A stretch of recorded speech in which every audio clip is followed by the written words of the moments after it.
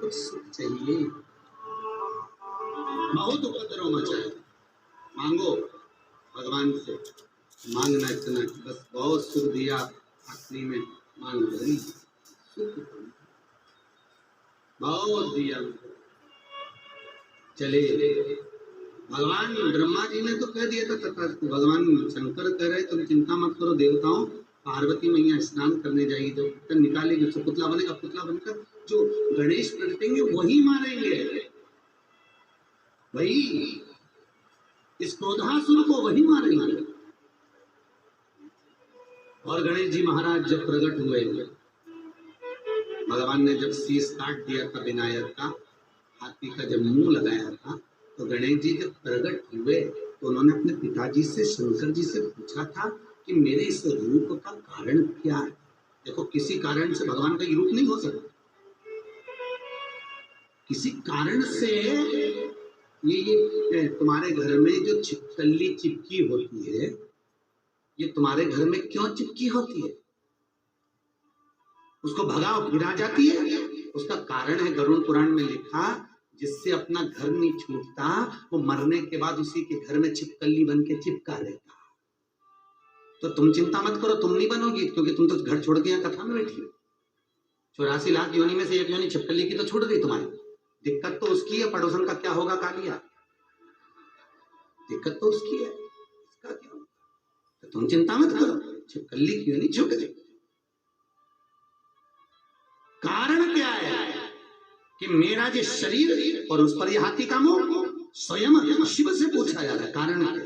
शंकर भगवान बोले केवल क्रोधासुर को मारने के लिए जो भगवान सूर्य नारायण को छींक आई थी, वो छींक के आने पर जो क्रोधासुर उत्पन्न हुआ था उसका संहार तुम्हारे द्वारा करवाना, इसलिए तुम्हारा ये रूप बनाया गया। कुछ कारण होता है, इसलिए कोई रूप भगवान प्रदान करता है, कुछ कारण। एक झोली में फूल भरे हैं, एक झोली में कांटे, तेरे बस में कुछ भी नहीं वो बांटने वाला बांटे। सांप भी डस ले तो मिल जाए किसी को जीवन दान, और एक चींटी के कांटे से मिट जाए नाम और निशान। कोई कारण होगा, कारण होगा। डल्लक के गद्दे पर सो नींद नहीं आती, और ठेले पर कोई सो रहा, रोड पे सो रहा, उसको नींद आ रही, कारण होगा। कुछ कारण हो सकता है, जीवन के बहुत कारण है। महाराज आग का जो प्रागट्य हुआ है, गणेश जी पूछ रहे हैं मेरा विग्रह क्यों बिगाड़ा गया, मेरा मुख तोड़कर हाथी का मुख गजमुख क्यों बनाया गया। भगवान कहते हैं केवल एक कारण है, तुम्हें क्रोधासुर को मारना।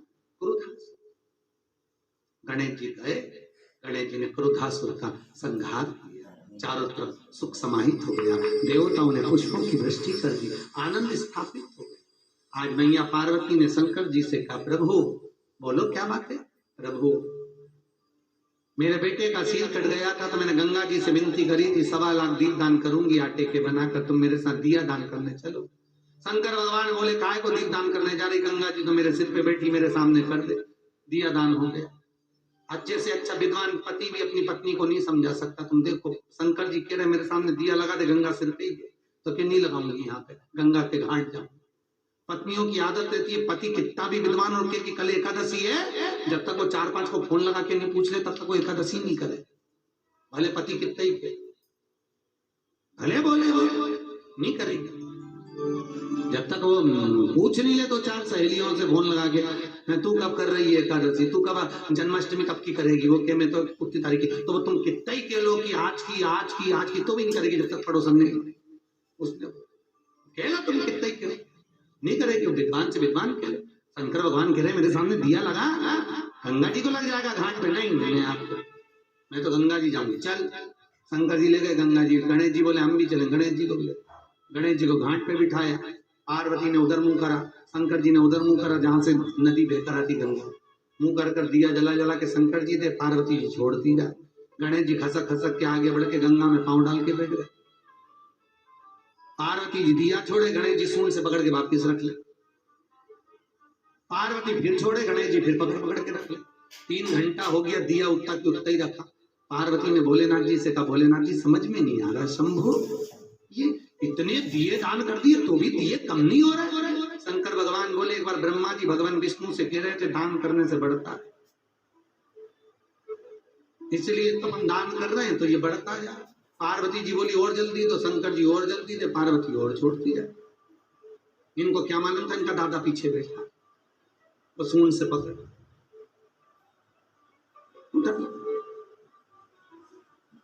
है। कभी कभी ऐसा योग संजोग बन जाता है कि कोई एक बार हम लोग नर्मदा जी नहाने गए तो वहां पर सबने मिलके दाल बाटी बनाई। अब हम नहा के आ रहे थे तो एक इतनी बड़ी आटे की लोई वहां पड़ी थी, तो हमने को लगा कि हमारी बाटी लुढ़क के यहाँ आ गई, बाटी लुढ़क के यहाँ आ गई। और वैसे ही लोग बहुत सारे और बाटी बनी कम, आटा कम आया और सब गाड़ियां ज्यादा आई। अब क्या करें, तो हमने कहा बाटी लुढ़क के चलो हम वापिस कंडे में, हमने उसको कंडे पे तो सीख गई। सब जिम में बैठे, अब वो बाटी एक के हाथ आ गई, हाथ भी उसकी आई जो बहुत मतलब जो हर चीज में डरे, खाना खाए तो सोच के, ये करे तो सोच के, वो करे तो सोच के, मतलब सब चीज में विचार कर रहे, और बाटी उसी के हाथ में आई। सिक्के जैसी बाटी उसके पास में, उसने जैसी फोड़ी उसमें से बाल निकले। अब हमको क्या मालूम था कि किसी बच्चे का मुंडन हुआ होगा और लोई में भरा होगा। अब हमें क्या मालूम कि मुंडन की लोई है, हम तो सोचे बाटी लुढ़क के आई है। और उसने तो उपद्रव मचा दिया, अरे राम, अरे भगवान, और मेरे खाने में बाल आ गया, कोई ने मेरे साथ कुछ कर दिया। अरे मैंने कहा कुछ नहीं हुआ, वो हम समझे बाटी थी। हमें क्या मालूम था कि किसी ननन ने लोई बना के नर्मदा जी की घाट पे फेंकी थी। हम सोचे बाटी, वो किसी छोटे से बच्चे के मुंडन की लोई। हमें क्या मालूम। ये पार्वती जी गणेश जी के पास पहुंचे, गणेश ये क्या कर रहे हो? गणेश जी बोले मैया सब बह बह कर जा रहे हैं ना, सबको किनारा दे दिया। पार्वती जी बोली रे गणेश, इस भव सागर में, संसार सागर में कितने बहकर जा रहे हैं, तो किस किस को किनारा देगा? गणेश जी कहते हैं माँ, जो एक बार शिव महापुराण में पहुंच गया उसका मैं हाथ पकड़कर किनारा दे दूंगा, जो नहीं पहुंचा वो डूब गया, नहीं पहुंचा डूब गया। शंकर की करुणा होती है तब जाकर कोई एक शुभ कार्य अपने जीवन में अपन कर पाते हैं।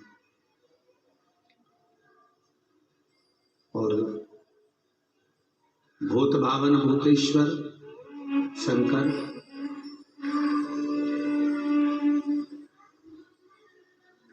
करुणा करे तब जीवन का कोई सुख, जीवन का कोई लाभ हमारे जीवन में हम ले पाते।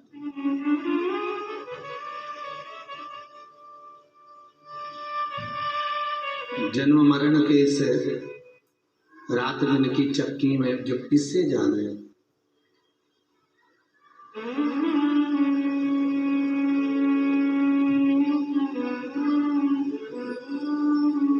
दिनों रात की ये चक्की प्रतिदिन चल रही है रोज, और उस चक्की में एक दाने की तरह अपन फंसे हुए। कबीरदास जी का शायद वो प्रसंग बड़ा सुंदर है कि कबीरा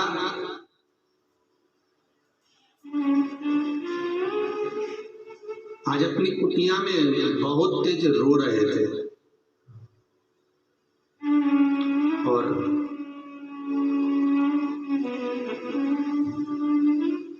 थोड़ी देर बाद कबीरदास बहुत तेज हंस भी रहे थे, बहुत तेज रो भी रहे हैं और बहुत तेज हंस भी रहे। तो कबीरा से पूछा गांव के लोगों ने इकट्ठे होकर, भैया कबीरदास तुम पागल हो गए हो क्या? इतनी तेज रो भी रहे हो और इतनी तेज हंस भी रहे हो, ये रोने और हंसने का कारण क्या है? क्यों इतने रो रहे हो, कितने क्यों हंस रहे हो, उसका कारण क्या है? तब कबीरदास जी कहते हैं आज मेरे रोने और हंसने का केवल एक कारण है कि मेरी जिंदगी में आज चलती हुई चक्की देखी, गांव के लोगों ने माथा ठोका, इसके बराबर कोई मूर्ख मिलने वाला। अरे तूने जिंदगी में कभी चक्की नहीं देखी थी क्या? देखी थी, पर आज जो देखी वैसी कभी नहीं देखी। तो आज क्या तूने ऐसा चक्की में देख लिया जो तू इतना रो रहा है, हंस रहा है? कबीरदास जी कहते हैं मैंने जो चक्की देखी है उसकी तरह आज तक मैंने जिंदगी में कोई चक्की नहीं देखी। और देखो ज्ञान किसी भी समय कहीं पर भी किसी भी वक्त प्रकट हो सकता है, किसी भी समय। उसका कोई समय नहीं है कि इतनी बजे ही आपको ज्ञान प्राप्त होगा। आप अच्छा चाहे जिंदगी भर पोथी लेकर बैठे रहो, आप जिंदगी भर पाठ करते रहो, स्मरण करते रहो, पर भगवत भजन की जब ज्ञान के चक्षु, ज्ञान के नेत्र जब परमात्मा खोलेगा तब जाकर कुछ प्राप्ति का केंद्र बिंदु बन सकता है।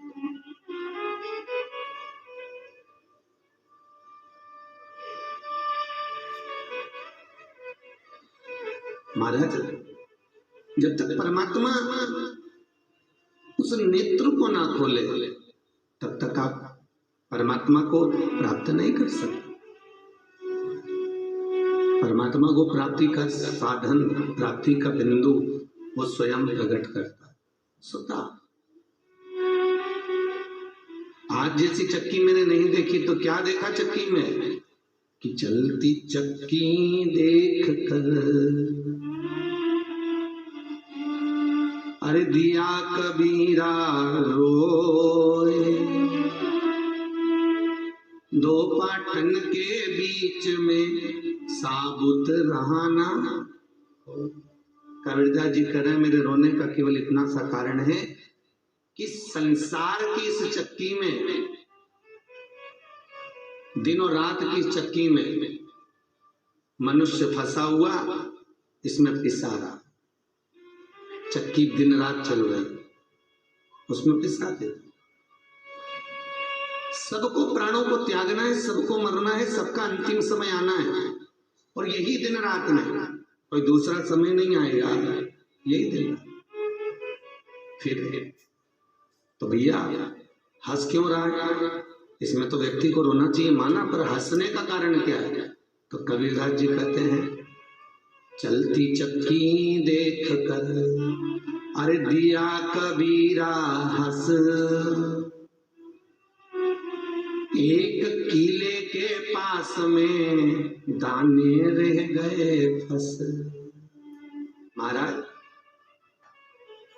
कबीरदास जी कह रहे हैं मुझे हंसने का केवल इतना सा कारण है कि चक्की के बीच में कीला लगा हुआ है, एक बीच में कीला है। उस कीले के पास में जो दाने चले गए हैं वो चक्की के दोनों पाटे के बीच में आते ही नहीं, वो फंस कर पिसते ही नहीं। तो कबीरदास जी कहते हैं मुस्कुराने की बात इतनी सी है कि जो उस शिव रूपी कीले के पास पहुंच गया, जो उस राम उस कृष्ण रूपी कीले के पास पहुंच गया, शंकर के स्मरण में जो पहुंच गया वो फंस गया, और फंसने के बाद फिर उसको पिसाना नहीं है, तो बचकर फिर निकल जाना है। बचकर उससे बचने का मूल कारण, उससे बचने का मूल कीर्ति भगवान का भजन है, भगवत चरणारविंद।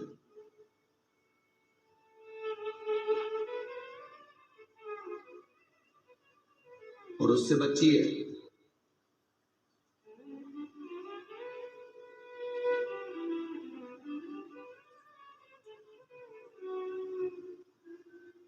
कभी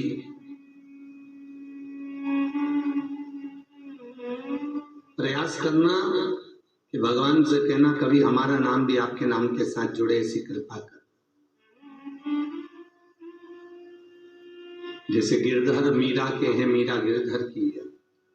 जगन्नाथ कर्मा के हैं, कर्मा जगन्नाथ की है। नामदेव हरि विठल के हैं, विठल हर नामदेव के हैं। तुकाराम विठल के हैं, विठल तुकाराम के। रामकृष्ण परमहंस जगतजननी जगदम्बा माँ कालका के हैं, माँ कालका रामकृष्ण परमहंस। हरिदास बिहारी जी के हैं, बिहारी जी हरिदास। वल्लभ श्री जी के हैं, श्री जी वल्लभ के। ऐसी कोई कृपा हमारे जीवन में भी हो। मौर्य गणेश के हैं, गणेश मौर्य के हैं। कोई ऐसा कृपा हो जाए कि हम आपके हो जाएं और आप हमारे हो जाएं। कितना प्रेम से अपन सब लोग बोलते हैं गणपति बप्पा, जम के तो बोलो गणपति बप्पा मौर्य। मौर्य का मतलब क्या है भाई? कौन था ये मौर्य? कर्नाटक के एक सालिग्राम गांव में एक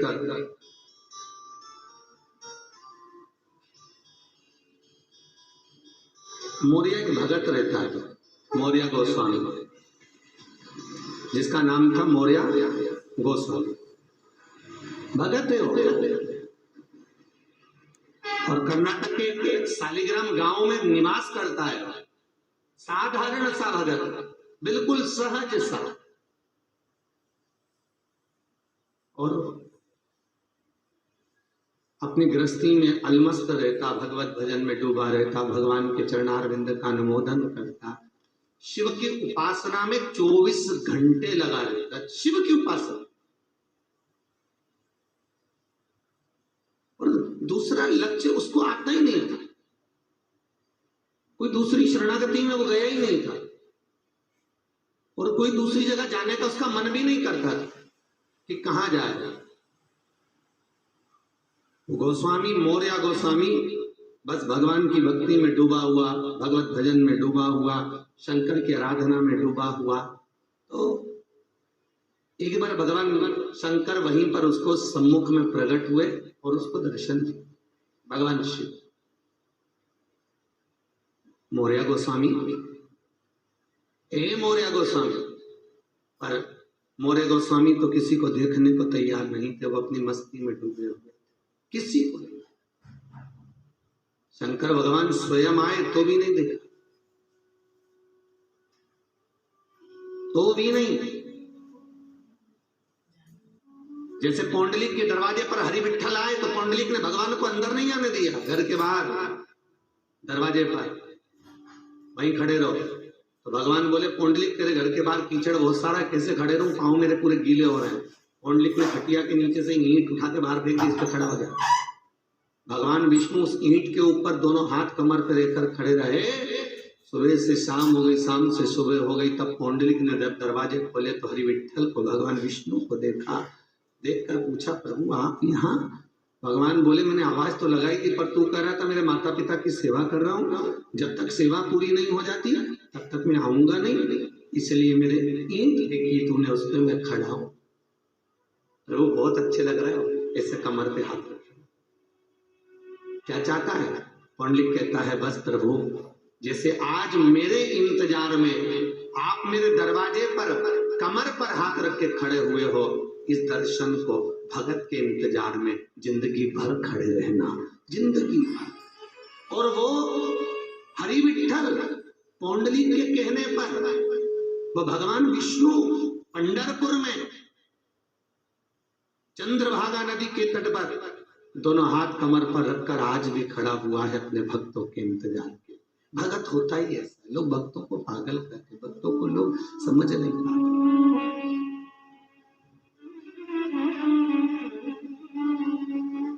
भगवान आ भी जाए तो भगत उसका कोई मान नहीं रख पाता, हो गया।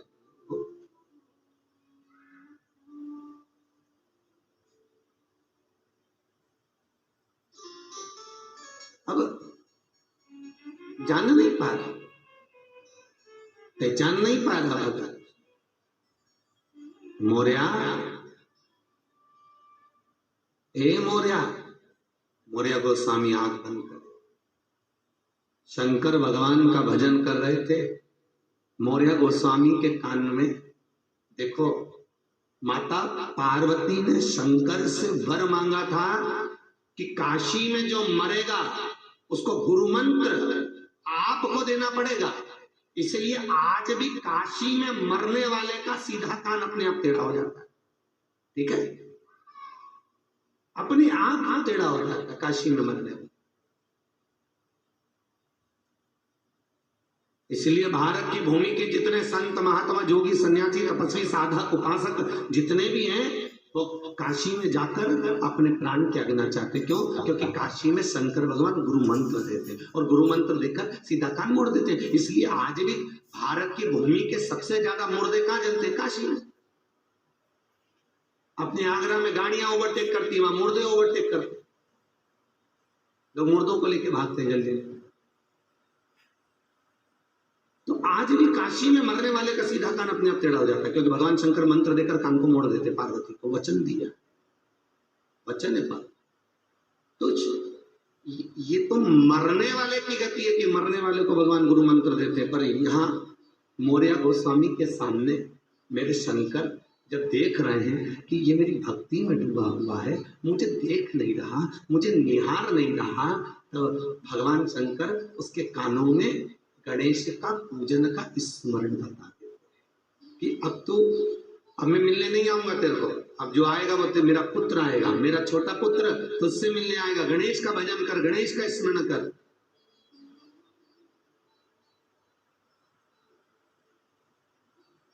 मंत्र दे दिया, ओम गम गणपते, शिव का दिया हुआ मंत्र शंकर। कुछ मंत्र शिव महापुराण में इतने सुंदर सुंदर आए हैं, अगर व्यक्ति चाहे तो अपनी जिंदगी बना सकता है। कुछ एक मंत्र आपको कल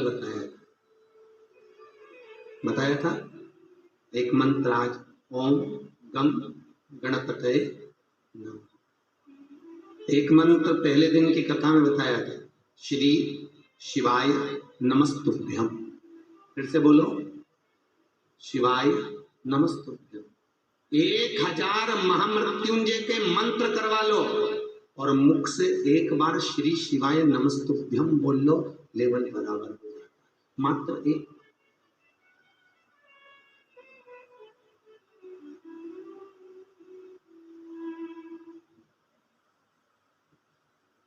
श्री शिवाय नमस्तुभ्यम कुछ मंत्र होते हैं। एक श्री शिवाय नमस्तुभ्यम शिव महापुराण का मूल मंत्र, जैसे भागवत जी का मूल मंत्र क्या है? ओम नमो भगवते वासुदेवाय। विष्णु पुराण का श्री नारायण है नमः। उसी तरह श्री शिवाय नमस्तुभ्यम। दूसरा मंत्र आपको बताया था सरस्वती का, याद है? ओम सरस्वती माता। तीसरा मंत्र कौन सा है? ओम गम गणपतये नमः। मंत्र भगवान शिव ने प्रदान कर शंकर मंत्र दिया, मौर्य उस मंत्र का स्मरण करने लगा। दुनिया के लोग संत को, साधु को, सन्यासी को, तपस्वी को, भगत को, उपासक को पागल कहते हैं। आप भी रोज रोज कथा में आओगे तो मोहल्ले के लोग आपको हमेशा एक ही बात कहेंगे, चल दी सच धज के पगली। जब दुनिया के लोगों ने मीरा को नहीं छोड़ा, कर्मा नामदेव को नहीं छोड़ा, तुकाराम रामकृष्ण परमहंस को नहीं छोड़ा, स्वामी विवेकानंद के गुरु रामकृष्ण परमहंस जी को लोग पागल कर देते थे, तो फिर आप और हम क्या लगे? हम क्या?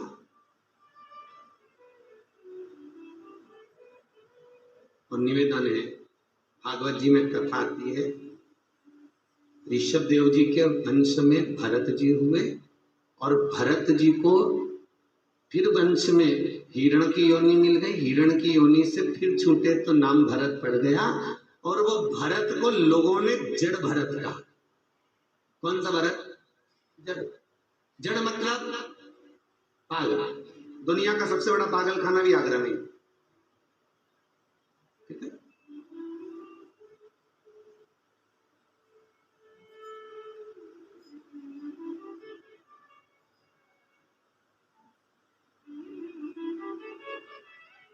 और मेरी सोच से तो इससे बड़ा पागल खाना वृंदावन है,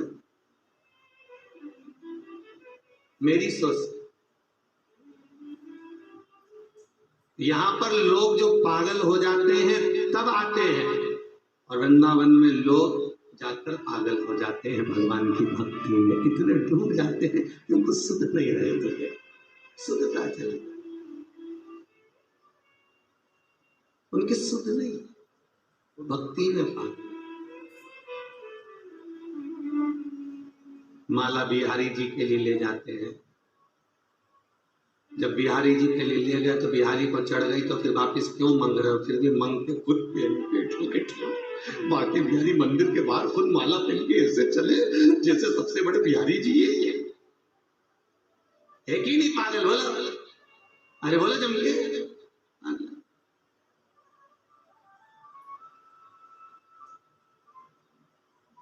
बिहारी जी के लिए प्रसाद ले जा रहे हैं तो पूछ के ले जा रहे हैं, भैया क्या रुपए किलो, 300 रुपए, तो 280 लगाओ। और चाट वाले के यहाँ चाट खाई तो एक बार भाव नहीं करा, कितने की, 60 की। लस्सी कितने की, 70 की लगते थे, एक बार नहीं करा, भाव ही नहीं करा।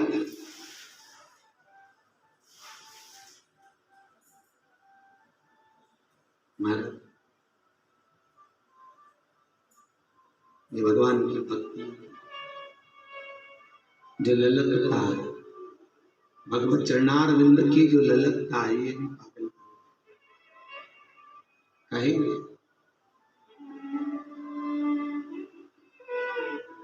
यहाँ से लोग केला माता तक पैदल जाते हैं नवरात्रि में, बोलो सही है कि गलत है? 235 या 32 या 20 किलोमीटर ऐसा कुछ, कितना होगा, कुछ ऐसा कुछ होगा, कितना होगा, इतना ही है, 200 किलोमीटर। तो दुनिया के लोग कहते हैं बताओ, गाड़ी घोड़े घर में पड़े जबरदस्ती के 200 किलोमीटर, क्यों?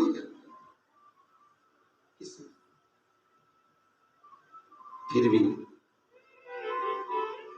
माँ के दरबार में पहुंचकर भी तो लोग आनंद पाते हैं, चित्तवृत्ति डुबाते हैं। यही समझो कि माँ के बच्चे माँ से मिलने के लिए ललायित होकर चले,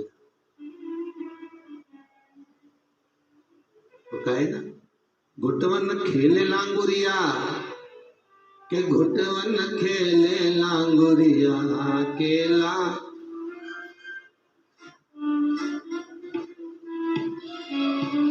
केला मैया के भवन में घुटवन खेले लांगुरिया, केला मैया के भवन में घुटवन खेले लांगुरिया, घुटवन खेले लांगुरिया के घुटवन खेले लांगुरिया, घुटवन खेले लांगुरिया, घुटवन खेले लांगुरिया, केला केला केला मैया के मंदिर में घुटवन खेले लांगुरिया, केला मैया के मंदिर में घुटवन खेले लांगुरिया, केला मैया के मंदिर में घुटवन खेले लांगुरिया, केला मैया के मंदिर में घुटवन खेले लांगुरिया।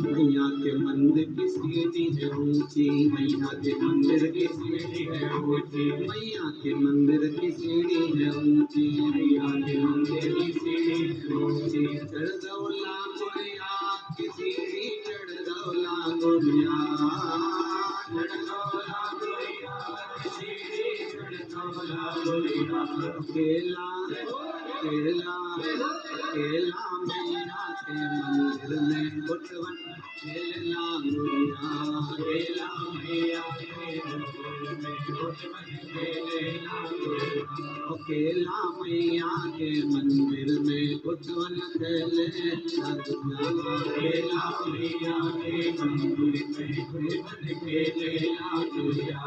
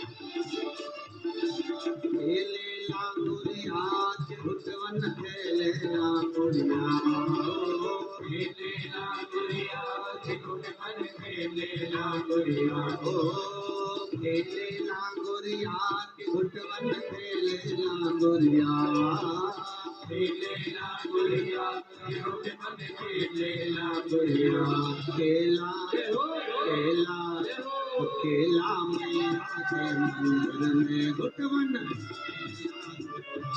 केला मैया के मंदिर में घुटवन केला जय हो।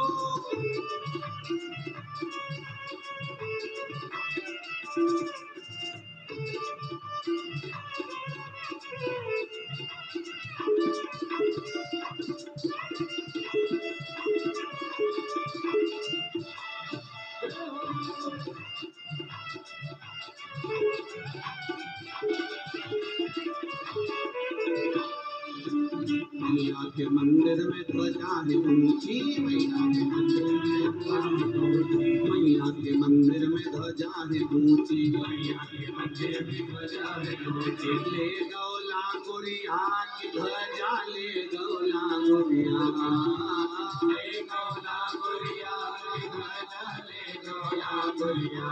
केला केला केला मैया के मंदिर में घुटवन केला गुड़िया, केला मैया के मंदिर में घुटवन केला गुड़िया, केला मैया के मंदिर में घुटवन केला गुड़िया, केला मैया के मंदिर में घुटवन केला गुड़िया। हो खेलेला गुड़िया घुटवन खेलेला गुड़िया, खेलेला गुड़िया घुटवन केला गुड़िया। केला केला केला मैया के मंदिर में घुटवन केला गुड़िया, केला मैया के मंदिर में घुटवन केला गुड़िया, केला मैया के मंदिर में घुटवन केला गुड़िया, केला मैया के मंदिर में घुटवन केला गुड़िया। आवाज नहीं आई, जरा दमदारी से बोलो, दोनों हाथ उठा के अच्छे से बोलो। दीन बंधु दयालु दया कीजिए। जो दोनों हाथ उठा के जम के हर हर महादेव नहीं बोले उसको उठा लीजिए। बोला हर हर, कितने बढ़िया बोले। पर ना जाने तुम लोगों को क्या, अच्छा तुम इसलिए भी बोले हो कि जाना नहीं चाह रहे हो। हाँ क्या करोगे जाके अभी ऊपर, अभी क्या कर तुम तो बढ़िया नीचे रह के तिल्ली की गजब खाओ जी, मकर संक्रांति आ चक्कर है।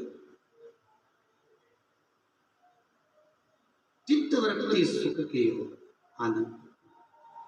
शिव कथा कह रहे हैं, दुनिया के लोग पागल कहेंगे, अपशब्द कहेंगे, ताना देंगे, कुछ भी बोलेंगे, पर बोलने दो, तुम तो अपनी मस्ती में रहो। जैसे मौर्य गोस्वामी को कहा गया कि ये पागल हो गया, इसकी बुद्धि काम नहीं कर रही, इसकी चित्त काम नहीं कर रहा, इसकी वृत्ति काम नहीं, ये भक्ति में पागल पागल, इसकी चित्त वृत्ति किसी काम की मार, इसकी चित्तवृत्ति किसी काम की नहीं। कहा इसकी बुद्धि काम नहीं। ये भगवान की भक्ति में ऐसा डूबा हुआ है, भगवान की भक्ति में ऐसा डूबा हुआ है कि इसकी शुद्धता चली गई, इसकी शुद्धता चली। मौर्य गोस्वामी ने अपना शालिग्राम गांव छोड़कर महाराष्ट्र आ गए, और मौर्य गोस्वामी महाराष्ट्र में आकर भगवान की गणेश जी महाराज की भक्ति में डूब गए। मौर्य गोस्वामी जैसे ही भगवान गणेश जी महाराज की भक्ति में डूबे,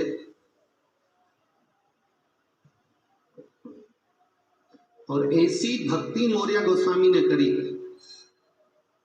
ऐसी भक्ति स्वयं भगवान गणेश खुद आए। और भगवान गणेश जी ने आकर मौर्य गोस्वामी से पूछा, दुनिया के लोग तुझे पागल कहते हैं, कहे प्रभु, कहे तो प्रभु एक निवेदन है आपसे। बोलो क्या निवेदन है? बस दुनिया भले मुझे कुछ भी कहे, पर मैं आपकी भक्ति कभी ना छोड़ूं, ऐसी कृपा बनाकर रखी। दुनिया कुछ भी कहे, फिर वही बात आ गई, आग लगे बस्ती में अपन रहो मस्ती में। कोई कुछ भी कहे, तुम अपनी मस्ती में रहो, भगवत भजन करो, स्मरण करो, चिदानंद वृत्ति धारण करो, जो तुम्हारे मन में आए। एक माला मन की करना है, एक कर लो, दो करना दो कर लो, एक बार नाम जपना, एक बार जप लो, मना। तुम्हारी चित्त वृत्ति में जो है वो माना। मौर्य गोस्वामी गणेश जी कहते हैं, अरे मौर्य तेरी भक्ति बड़ी प्रबल है। सुन, दुनिया ने तुझे पत्थर मारे, दुनिया ने तुझे अपशब्द कहे, तो कुछ बोला ही नहीं। क्या बोलूं? ये वही मौर्य गोस्वामी का चरित्र है जो आप लोग कई बार श्रवण करते होंगे। व्हाट्सएप आदि पर भी आप लोगों ने सुना होगा कि एक संत निकल के जा रहा है और अपनी मस्ती में थे मौर्य गोस्वामी। तो वही संत मस्ती में चल रहे थे, सामने पानी का कीचड़ भरा हुआ था, चलते चलते मस्त संत तो संत मई कीचड़ में नाचने लगे, गणेश जी का स्मरण कर। पति पत्नी का जोड़ा निकल के जा रहा था, नव युगल, नया जोड़ा। इसने कीचड़ में नाचा होगा, कीचड़ का छींटा उस पर चला गया। पत्नी, ये मौर्य गोस्वामी का चरित्र है। कीचड़ का छींटा गया पत्नी पर, पति ने उसकी गिरबान पकड़ ली मौर्य गोस्वामी की। अब शब्द कहे, ताने दिए, गाली दी, उठाने के लिए हाथ उठा लिया मौर्य गोस्वामी पर, लोगों ने रोक। चलो, ये अपनी मस्ती में डूबा हुआ है। क्या किसी ने, इसने कहा मैंने कीचड़ इस पे नहीं डाला, मैंने कीचड़ इस पे नहीं पटका, पर सुने कौन? युवानी का जो रक्त होता है वो किसी की सुनने को ही तैयार नहीं होता ना। बात तो वही है। इसलिए माताओं से निवेदन है, अपने बच्चों को प्रेरणा दीजिए, कभी भी अपने चाचा, काका, बुआ, फूफा, इनके लिए अपशब्द मत कहिए, क्योंकि आप अगर दूसरे के लिए इनके कान भरोगी तो ये तुम्हारी भी जिंदगी नरक कर देगी। इनसे हमेशा कहो, तेरा चाचा बहुत बढ़िया, तेरा ताऊ बहुत बढ़िया, तेरे काका बहुत बढ़िया, तेरी बुआ फूफा सब अच्छे, कोई बुरा नहीं, कोई बुरा नहीं। अगर आज अपने बच्चों को ये सीख दोगे कि तेरा ताऊ ऐसा है, तेरा चाचा ऐसा है, तेरी चाची ऐसी है, तेरे परिवार वाले ऐसे हैं, तो बच्चों की बुद्धि ने वो भराता जाएगा, भराता जाएगा, भराता जाएगा। महाराज, दुर्योधन बेकार नहीं था। फिर निवेदन करूंगा, दुर्योधन बेकार नहीं था, पर बात इतनी सी है कि दुर्योधन बेकार नहीं है, पर जो वो गांधारी है, कौन? दुर्योधन की, वो गलत सिखा रही है, गलत, वो गांधारी। और जैसी तुम सीख दोगे, तुम्हारी औलाद अगर आज चाचा को नहीं गिनेगी, ताऊ को नहीं गिनेगी, परिवार के लोगों को नहीं गिनेगी, एक दिन जम के बोलो तुम्हें भी नहीं गिनेगी, क्योंकि इसकी बुद्धि में तुमने ये भरा।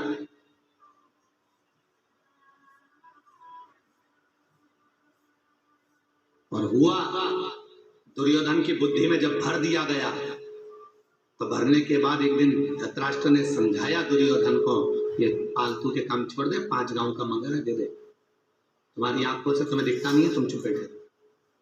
कौन कह रहा है? एक दिन ऐसा आता है, बेटा बाप से कहता है, तुम्हें अकल नहीं है?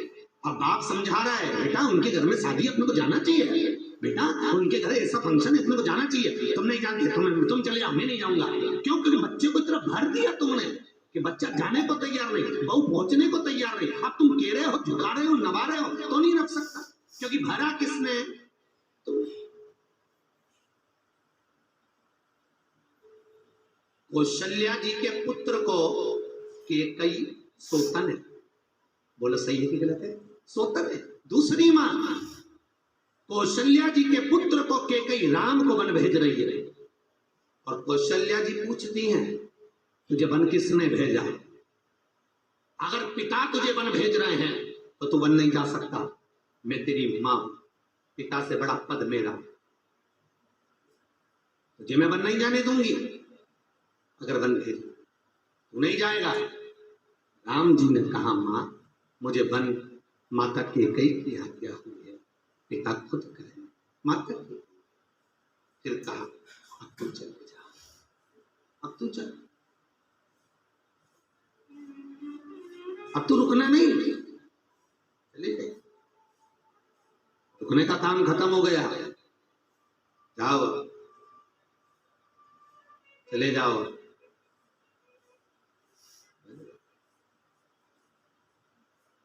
बच्चों में ऐसी सीख ना देना। बच्चों को कहें तेरे चाचा बहुत अच्छे हैं, भले उन्हें बुरा कराओ, तेरे ताऊ बहुत अच्छे हैं, तेरी बुआ बहुत अच्छी है, भले बुरा करे, आग लगे बस्ती में अपन रहो मस्ती में, जिसकी करनी वो भोगेगा, तुम्हें कहने की जरूरत नहीं है। आने तो दो, अभी अंतिम समय तक जब खटिया पे पड़े रहेंगे, तकलीफ भोगेंगे, रोज दौड़ दौड़ के डॉक्टर के पास जाएंगे, भगवान भी कहेगा इतना दान धर्म कर लेता तो डॉक्टर में नहीं लगाना पड़ता। तुम काय को चिंता कर, कर्म का भोग भोगना। तुम अच्छी राय अपने बच्चों को अच्छा सिखाओ, बेटा कोई बुरा नहीं जगत में, बुरे अपन है, हो सकता अपने में कोई कमी हो गई हो इसलिए अपन से भजन नहीं हुआ, अपन से कमी हो गई इसलिए हो सकता है परिवार अपन से नहीं जुड़ पाए। नहीं, अपने में गलतियां देखो, दूसरे में मत बुरे कर्म कर बंदे वरना पछताएगा, भगवान की आंखों से तू बच नहीं पाएगा, तू बच नहीं। मैं मेड़तवार परिवार को बार बार रोज धन्यवाद देता हूँ, प्रतिदिन कहता हूँ मेड़तवार परिवार को कि धन्यवाद के पात्र हो, कोटि धन्यवाद के पात्र हो, क्योंकि शास्त्र कहता है हजारों हजार भागवत करा लो, हजारों हजार राम कथा करा लो, हजारों हजार गीता का स्मरण कर लो, और जिंदगी में एक बार शिव महापुराण की कथा करवा लो। भागवत रामायण गीता 7 पीढ़ी को तार देती है, शिव महापुराण 71 पीढ़ी को तार देती है। महाराज जो नहीं भी आए, ना जाने किस किस योनि में पड़े होंगे, वो भी तर गए, वो भी तर की चित्तवृत्ति। भागवत पुराण, नर्मदा पुराण, अग्नि पुराण, गणेश पुराण, पद्म पुराण, भविष्य पुराण और शिव महापुराण, इसके आगे लिखा है महापुराण। महा का संबोधन दिया है इसको, संबोधन। चित्तवृत्ति में वही है। आज अगर मिनटवार परिवार इस कथा को करवाना है तो उसके पूर्वजों का कितना सुख है साहब। और आप लोग जो सुन रहे हैं, जो आए हैं श्रवण करने के लिए, आपको कथा के दूसरे दिन या पहले दिन कहा था कि शिव पुराण सुनकर जाने वाला व्यक्ति जिस गली में से निकल कर जाता है, जिस मोहल्ले से निकल कर जाता है, उस गली में, उस मोहल्ले में अगर कोई अधोगति में कुमारा चले गया, अधेड़ा मर गया, कोई बहुत सारी अभिलाषा लेकर चले गया, किसी का एक्सीडेंट में मर गया, वो जीव भी उस गली में घूमता रहता है। आपके जाने से, आपकी तरंगों से वो जीव भी तर जाता है साहब। ये शिव पुराण वो पुराण है साहब, वो तर जाता है मोक्ष पर, उसका आनंद से।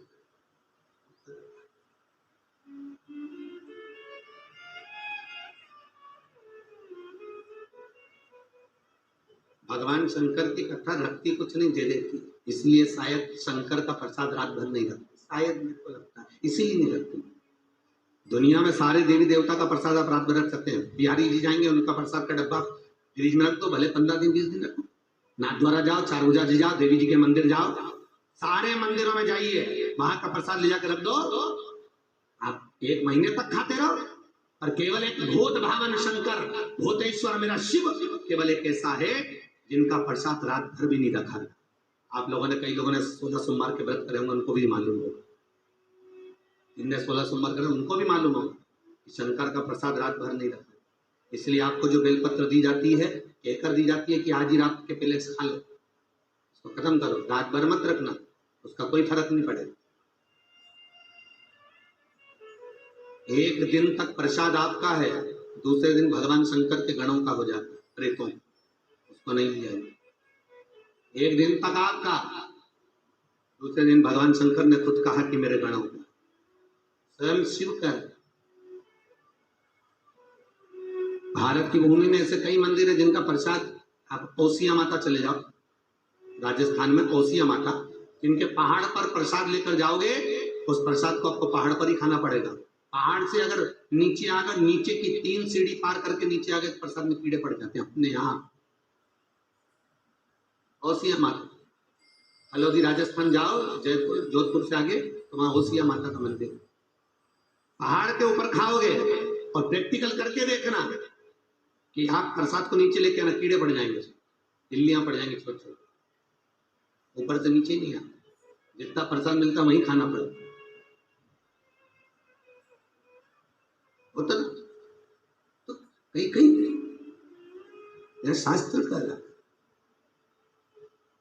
स्थान की मूलता होती है। स्थान कथा कह रही है, शिव महापुराण की कथा कर रही है भाई। वो मौर्य भगत जा रहा था, मौर्य ही था भगत, भले उसका नाम चेंज करके लोगों ने व्हाट्सएप पे दूसरा डाले, पर मौर्य। पति पत्नी निकल रहे थे, छीटा पड़ गया, भगवान पकड़ दी, मारने को आतुर हो गए। तुझे बुद्धि नहीं है भाई? भगत जो होता है, संत जो होता है, साधु सन्यासी तपस्वी साधक ओरिजिनल है, तो उसको किसी से कोई मतलब नहीं है कि कौन क्या।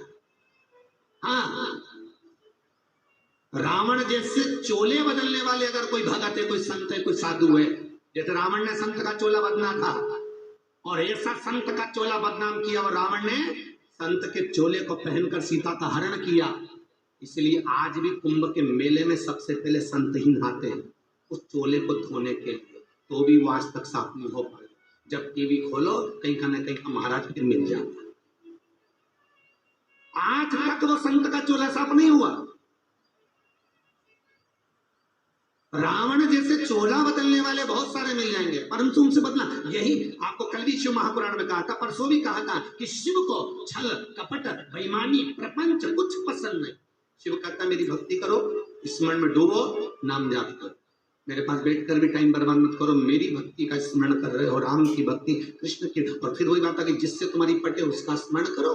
बफेट में जाओ तो सब तरह की मिठाई रखी रहती, गुलाब जामुन भी है, मोती पाक भी है, फिर अनेक तरह के दूध का गिलास भी है, तो जलेबी भी है, तो इमरती भी है। तो ईमानदारी से बोलो, जो चीज तुमको अच्छी लगे उसको ज्यादा निपटा लो। सही है कि गलत है? तुम्हारा मन करे कि तुमको रोटी खाना है तो रोटी करो, तंदूरी भी है, तवा रोटी भी। हाँ, तुम्हारा मन पड़े तो पनीर की सब्जी खाओ, नहीं तो यहाँ पर राजमा की सब्जी भी। तुम्हारा मन पड़े जो खाइए, सामग्री ढेर रखी हुई है, बहुत सारा सामान रखा है, बहुत सारा भोजन रखा है। मन तुम्हारा होना चाहिए, तुम्हें क्या अच्छा लग रहा है, और तुम्हें जो अच्छा लगता है तुम उसको ज्यादा पाते भी हो। बोलो सही है कि गलत है? तुम्हें जो अच्छा लगेगा तुम उसको ज्यादा, तो तुम्हारी जिससे अच्छी पटे उसको पटा। शंकर से पटे शंकर को, राम से पटे राम को, कृष्ण से पटे कृष्ण। तुम्हारा मन जिसमें, तुम्हारी भक्ति जिसमें रम जाए उसमें रमा लो सा। शिव कथा कह रही है, मौर्य जा रहा था, मौर्य गोस्वामी जाते जाते मौर्य गोस्वामी की चित्तवृत्ति में ये भाव नहीं है कि कौन निकल कर जा रहा है, किसको कहां कौन निकल रहा है। मौर्य गोस्वामी को ये ज्ञात नहीं है, वो निकल जा रहा है, चले जाए। और मौर्य गोस्वामी निकल कर जब जा रहे थे, कीचड़ गया, हाथ उठाया, छोड़ दिया, मैंने नहीं किया, चले। चलते चलते दोनों पति पत्नी अपने भवन की ओर गए। जाते ही पत्नी का पांव एक फर्श से फिसल गया, पत्नी नीचे गिर गई, गिरने पर उसके प्राण छूट गए। मौर्य गोस्वामी वहां से निकल कर जा रहे थे, लोगों ने मौर्य गोस्वामी को पकड़ लिया। तेने ऐसी बद्दुआ दे दी बेचारों की, अभी 3 महीना शादी का हुआ था और उसकी पत्नी मर गई। तूने ऐसी बद्दुआ दे दी, ऐसी बद्दुआ। ये कोई ठीक नहीं है, ये कोई श्रेष्ठ नहीं है। तुमने जो बद्दुआ दी है ये अच्छी बात नहीं है। मौर्य हर हर महादेव, ये कोई श्रेष्ठता का भाव नहीं है हमारा। श्रेष्ठता आपने, मौर्य गोस्वामी कह रहा है मैंने नहीं बोला, ना मैंने बद्दुआ है। तो फिर ये कैसे मर गई, कैसे मरा, ये क्या कारण था? मौर्य गोस्वामी जी बोले भाई, जैसे इसको चाहने वाले तुम थे, कीचड़ तुम पे नहीं गया था, इस पे गया तो तुम्हें गुस्सा आया, तुमने मेरी गिरबान पकड़ी, तुमने हाथ उठाया। जैसे इसके चाहने वाले तुम हो तो मेरा भी तो कोई चाहने वाला होगा, मेरा भी तो कोई चाहने वाला होगा जिसने तेरी गिरबान पकड़। उस चाहने वाले के ऊपर आधारित भगवान गणेश जी प्रकट होकर कहते हैं, मौर्या तू इतना मेरा भजन करता है, दिन रात लोग तुझे पागल मूर्ख कहते हैं, अपशब्द कहते, ताने देते हैं, सुन, हर पल लोग तुझे अपशब्द ताने देते हैं, और तेरा नाम मेरे नाम से जुड़ेगा, दुनिया के लोग तुझे अकेला नहीं मानेंगे, मैं तेरे साथ में हूं। उस दिन से लोगों ने गणपति बप्पा, मौर्य गोस्वामी का नाम गणेश जी के साथ जुड़ गया।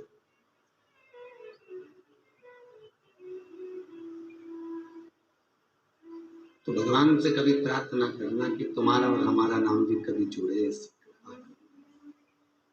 कुछ ऐसी कृपा।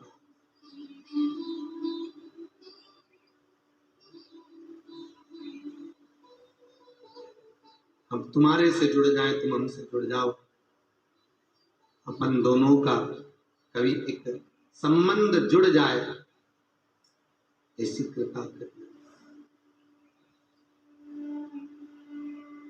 महाराज शास्त्र कह रहा है, भगवत भक्ति में डूबे हुए, भगवान की भक्ति का स्मरण करते हुए चित्त वृत्ति में परमात्मा की भक्ति को धारण करना भी सुख का अनुभव कर, सुख कर। ये उसी तरह है जैसे तुलसी के गुणों पर आधार, तुलसी के 3 गुण और रुद्राक्ष के 3 गुण अपने जीवन में उतारना, बहुत ध्यान से। तुलसी अपने गले में अपन क्यों धारण करते हैं, इसलिए पहनते हैं।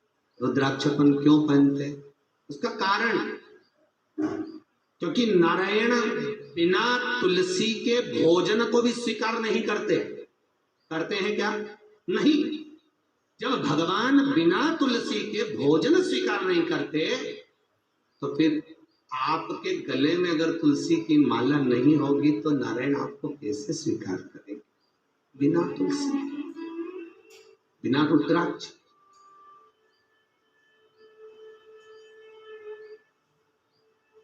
कौन सा चंदन है जो भगवान को सर्वाधिक प्रिय है?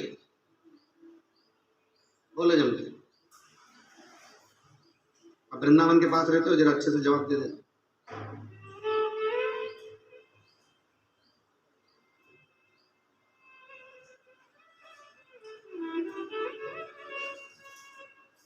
बोलते जाओ जरा जल्दी।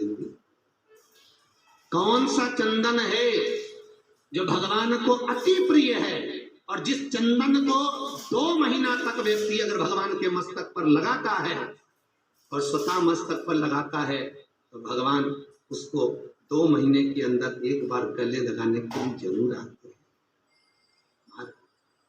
उसके जीवन काल में नारायण ठाकुर उसको गले लगाने आते। कौन सा? गोपी।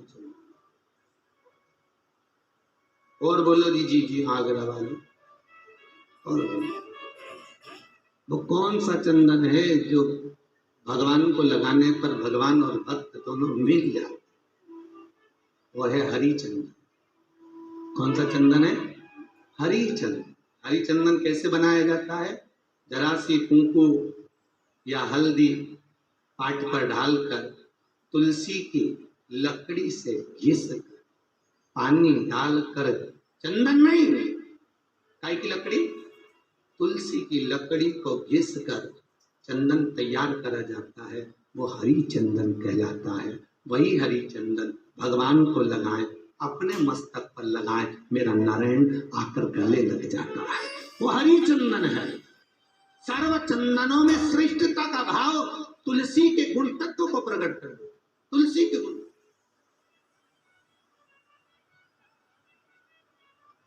हरि चंदन।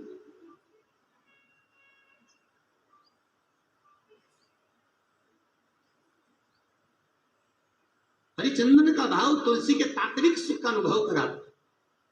उसको लगाए।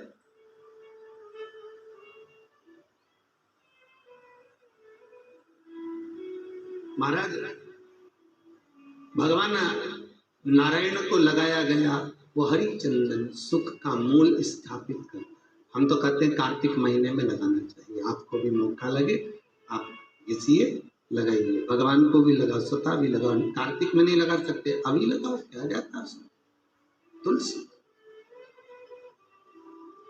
कई कई जगह बड़ा विचित्र काम होता है कि कोई मर जाता है तो तुलसी की लकड़ी उसके पीछे पीछे लेके जाते, शमशान में ले जाके तुलसी को सिर के पास रख के आग लगाते। निवेदन है तुलसी का सही उपयोग मरने के बाद नहीं है, तुलसी का सही उपयोग जीते। जैसे आज के जमाने में लोग मरते हैं तो गीता जी का पाठ कराते, पहले लोग गरुड़ पुराण कराते, आजकल गीता कराते। कहाँ लिखा गीता? मरने के बाद गीता पढ़ने का विषय नहीं है, सोते हुए मन को जगाने के लिए गीता को पढ़ा जाता है। मरने के बाद, मृत्यु की सैया पे से नहीं।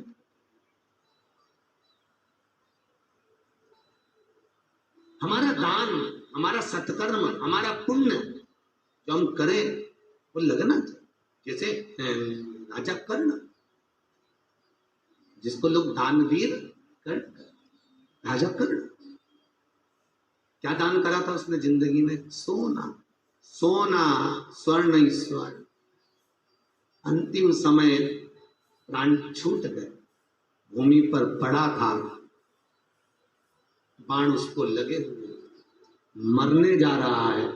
मेरे भगवान द्वारका नाथ को दया, मरेगा तो ऊपर जाकर इसको खाने को सोना ही मिलेगा। कुछ ऐसा कर दूं कि ऊपर जाकर इसको अन्न मिल जाए। भगवान ने, द्वारकाधीश ने अर्जुन से कहा, अर्जुन वो हंडा देखना, उस हंडे में क्या रखा? हंडा मतलब घड़ा, उस घड़े में क्या जरा देख। अर्जुन गया युद्ध के क्षेत्र में, जहां पर राजा कर्ण अपनी अंतिम सांसें गिन रहा था, उसके सिर के पास में घड़ा पड़ा हुआ। भगवान ने कहा जरा देख तो इस घड़े में क्या है। अर्जुन जा। अर्जुन रथ से नीचे उतरकर घड़ा देखने के लिए जब गया, उंडेला तो उसमें धान भरी हुई थी, चावल पूरे उंडेल दिए। प्रभु कुछ भी नहीं है इसमें, तो चावल भरा, धान भरा। आजा वापिस। अर्जुन आए, कृष्ण नीचे उतरे, कर्ण के पास आए। राजा, ए कर्ण, दानवीर हो आप, मरने जा रहे हो, तुमने दुनिया को सबको दान दिया, मेरे को आज तक नहीं दिया, थोड़ा सा दान दे। कर्ण मरते समय मुस्कुरा रहा। देखो कितनी सुंदर प्रसंग है साहब। कर्ण मरते समय मुस्कुरा के कह रहा है, अरे द्वारका नाथ, तुम मांगने आए तो मेरे मरते समय आए, पहले आ जाते तो बहुत कुछ दे देता। भगवान बोले, अगर तेरे पास देने के लिए कुछ भी नहीं हो तो तू पीछे पलट के देख, तेरी साइड में धान पड़ी है, इसको उठाकर मुझे दे दे, इतना ही दान दो। कर्ण हंसकर बोला, दूसरे का पड़ा हुआ भाग क्यों दो? भगवान ने माथा ठोका।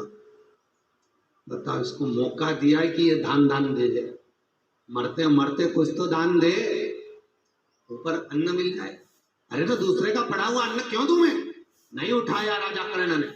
भगवान करे उठा ले, दे दे, पड़ा ही तो है। नहीं, भगवान कहने लगे तो तू मेरे को दान नहीं देगा? तो क्या कुछ होता तो दे देता। भगवान कहने लगे, जा रहा मैं। द्वारकाधीश 2 कदम आगे बढ़े। कर्ण ने आवाज लगी, रुको द्वारकानाथ रुको। क्या हुआ? मैं दान देना चाहता हूं। भगवान बोले, चलो कम से कम इसकी बुद्धि भी ला दे। भगवान ने इतना ऊपर ना ला दे। कर्ण कहता है, इतना सारा थोड़ी ना है, वो तो मेरे ऊपर की एक दांत सोने का है, उसको तुम तोड़ लो। ऊपर का एक दांत सोने का, उसको तुम तोड़ लो। अरे भगवान का एक गजब का दानी हुआ रे। फिर सोना सोना चाहिए नहीं, मुझे तो अन्न चाहिए, और तुम कह रहे हो कि ऊपर एक दांत सोने का, उसको तोड़। भगवान बोले, अब मरने जा रही है, तेरा दांत तोड़ूंगा तो लोग क्या कहेंगे कि मरते हुए का भी भगवान ने सोने का दांत तोड़ के निकाल दिया। बता, दुनिया के लोग मुझे बदनाम करेंगे, मेरे को नहीं लेना, ऐसा दान चाहिए ही। तो कर्ण बोले, रुक जाओ मैं दे देता हूँ। कर्ण ने हाथ बढ़ाया, भगवान को लगा ये चावल उठाए। हाथ बढ़ाया, चावल उठाने की जगह जो हंडी का मुंह नहीं होता, जब घड़ा फेंका था तो फूट गया, तो हंडी का जो मुंह था उसको उठा के अपने दांत पर मार दिया। दांत में मारा तो सोने का दांत निकाल के हाथ में रख लिया। भगवान को के ये लो। भगवान के बताओ, रक्त में सना हुआ दांत हम लेंगे? सोने का दांत भले है वो, पर रक्त में सना हुआ है, हम नहीं ले सकते। हम नहीं ले सकेंगे इस सोने के दांत को, रक्त में सने हुए दांत को हम नहीं लेंगे। करने लगा तो साफ कर देता। हंडी का मुंह फेंका ऊपर, इंद्र के चरण में लगा, चरण ने जलवृष्टि करी, पानी गिरा, दांत साफ हो गया। द्वारकाधीश को दे दिया। द्वारकाधीश माथा मलते मलते चले। मौका दिया था अन्न के दान का, फिर भी कर दिया सोने का। सोने का चले भगवान चले। कर्ण के प्राण छूटे, ऊपर गया, जाते से भोजन मांगा। सोने की पूड़ी, सोने की कचौड़ी, सोने के रसगुल्ले, सोने की बालूशाही, सोने की खीर, सोने की बेड़ाई, सोने की कड़ी। अब सोना ही सोना कैसे खाता करे? सोना कैसे पाए करे? नहीं ना, जल है, ये क्या है? तो कि तुमने जो दान करा वो तुम्हें मिला। अन्न देते तो अन्न मिलता। कर्ण रो पड़ा कि मुझे भोजन नहीं मिलेगा, तो कि यही तो भोजन है तुम्हारे लिए, क्योंकि सोना तुमने दान करा तो सोना ही तुम्हें मिल रहा है, तो मैं इसको खाऊंगा कैसे? तो कि खाना तो पड़ेगा। कर्ण आंख से आंसू बहाता है। मेरे द्वार का नाथ ऊपर धर्मराज के पास पहुंच कर कहते, धर्मराज थोड़ा सा मौका दे दे, इसको 16 दिन के लिए छोड़ दे। 16 दिन के लिए, तो कि जब तक तो इसका अंतिम संस्कार नीचे हो जाएगा। भगवान कहते हैं, मैं नीचे लीला कर आया हूं। इसकी माता कुंती को इसके शरीर के पास बिठा कर आया हूं। कुंती से कह दिया, तेरा बेटा मर गया, इसका अंतिम संस्कार करा। अब कुंती उलझन में है कि किसको बताए कि मेरी औलाद है। तो कुंती को औलाद बताने में 16 दिन लग जाए, जब तक कि ये 16 दिन तक पृथ्वी पे जाके ना जाने कितनों को भोजन करा देगा, कितनों को भोजन। छोड़ो इसको। कर्ण को छोड़ा नीचे। कर्ण आया नीचे आकर 16 दिन तक ब्राह्मणों को, संतों को, गुरुजन को भोजन कराया। वो हिंदू धर्म में 16 दिन 16 श्राद्ध के हो गए साहब, 16 श्राद्ध। और वो 16 श्राद्ध के 16 दिन कर्ण भोजन करा कर ब्राह्मणों को जब दिया, अब दान मान नहीं दिया, अब भोजन कराया, तिलक भी नहीं लगाया, जो मर्जी पड़ी उठाकर दे दिया, तिलक नहीं लगाया है। इसलिए आज भी हिंदू धर्म में 16 श्राद्ध में भोजन करने वाले ब्राह्मण के माथे पर तिलक कर कर विदा नहीं किया जाता। आज भी 16 श्राद्ध में जो ब्राह्मण जीवने आता है उसको दक्षिणा दी जाती है, पर तिलक नहीं करते। क्यों? तिलक करूंगा तो एक को जिमाने का भाग मिलेगा, और तिलक नहीं करूंगा तो हजारों को जिमाने का पुण्य प्राप्त हो जाएगा। इसलिए हजारों का फल पाने के लिए तिलक।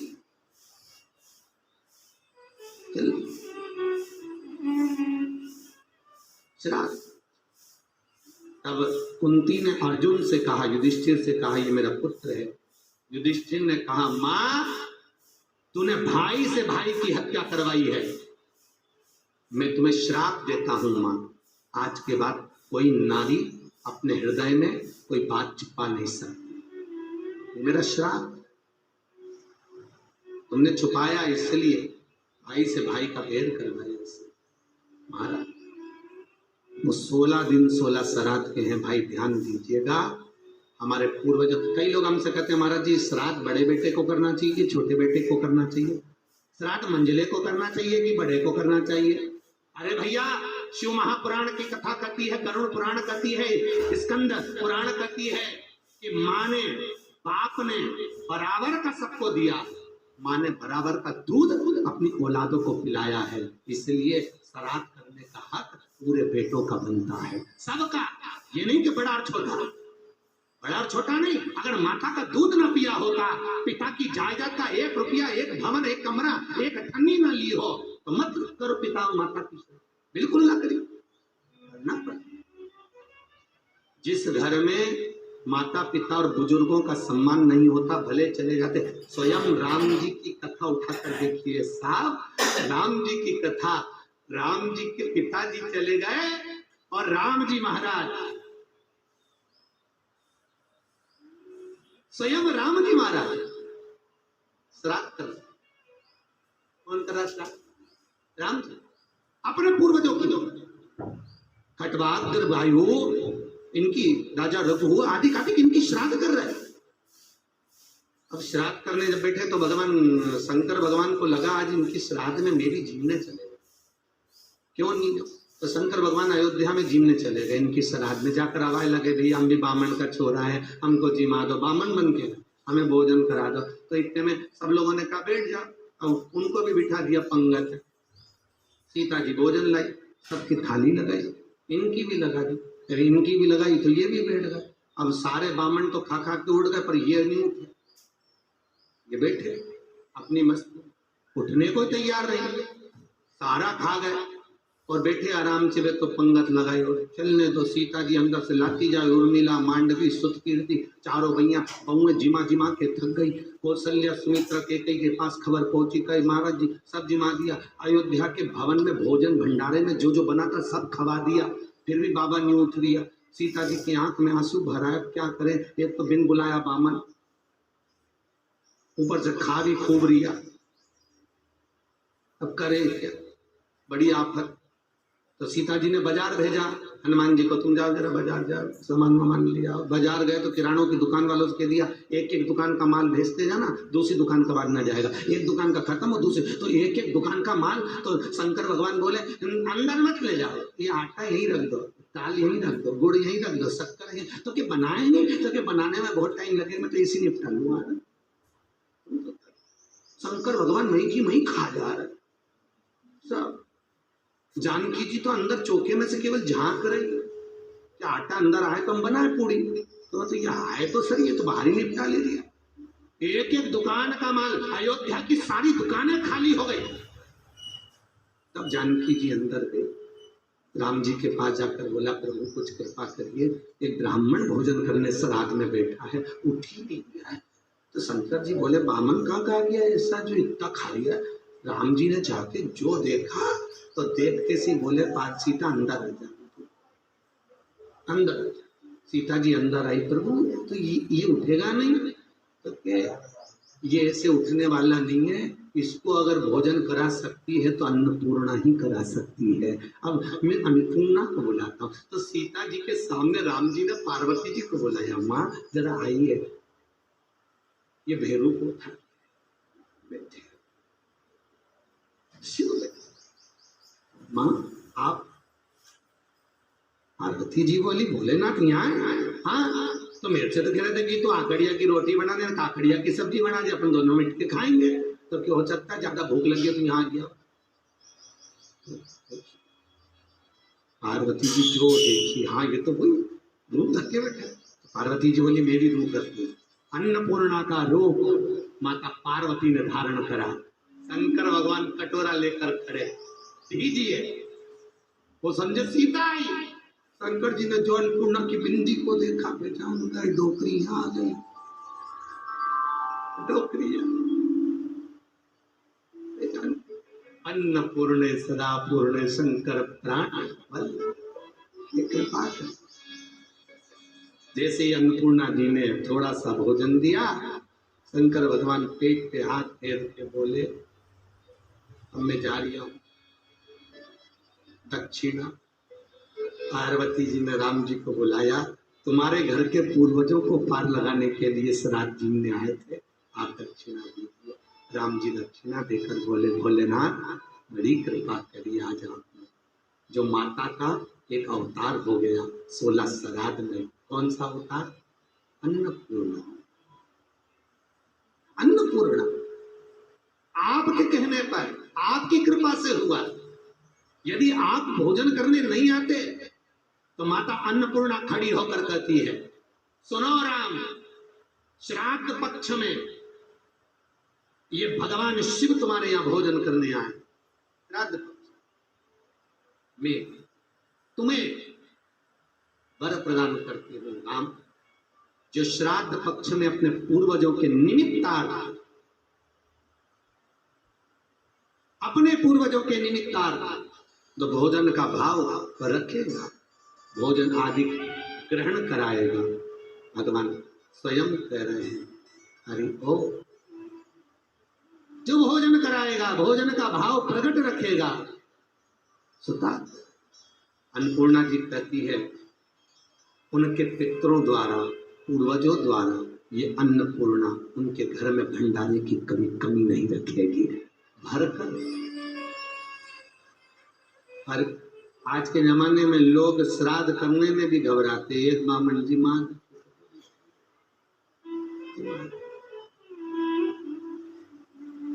फिर भोगते, दुख झेलते, बाद में कहते हम तकलीफ में क्यों, बीमारी में पैसा घना लगे, एक उठे एक बीमार हो, एक उठे एक बीमार हो। उसका कारण ही यही है कि पूर्वजों को, पितरों को भाग नहीं मिलता।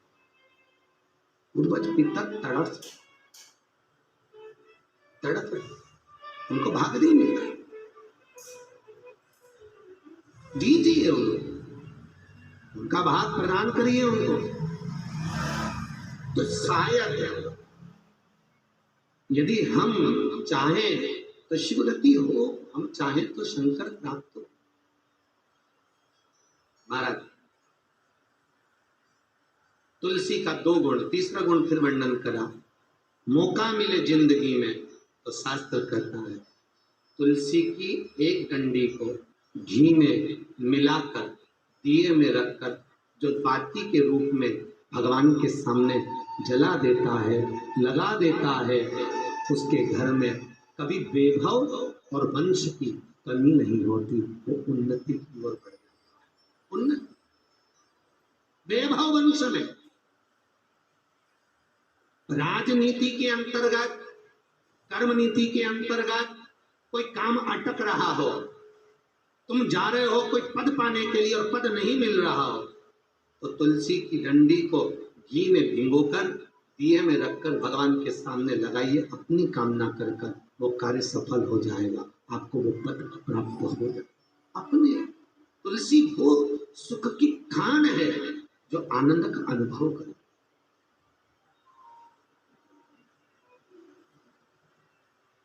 इसलिए शायद भगत लोग कहे महाराज मेरे गमले की तुलसा ना तोड़ पुजारी, पत्ते पत्ते लिखा है श्याम बिहारी, पत्ते पत्ते लिखा है।